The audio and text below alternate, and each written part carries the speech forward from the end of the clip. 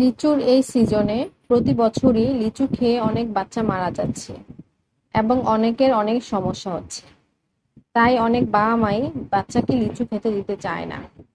বাচ্চারা যাতে না খেতে পারে তাই বাসায় লিচু আনে না, এবং যার কারণে এত পছন্দের একটা ফল ইচ্ছে থাকা সত্ত্বেও অনেক বাবা মারাই খেতে পারেন না।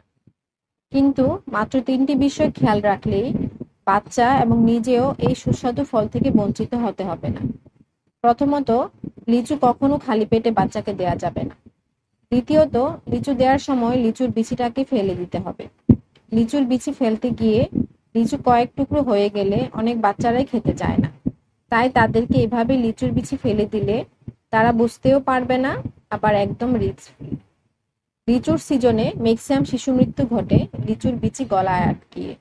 তাই অবশ্যই শিশুকে বিচি ফেলে লিচু দেওয়া উচিত। তৃতীয়ত, একসাথে ৪ অথবা ৫টার বেশি লিচু খেতে দেওয়া উচিত না। এই ৩টি বিষয় খেয়াল রেখে বাচ্চাকে অত্যন্ত সুস্বাদু লিচু নিশ্চিন্তে দিতে পারেন। কোনো সমস্যা হবে না ইনশাল্লাহ।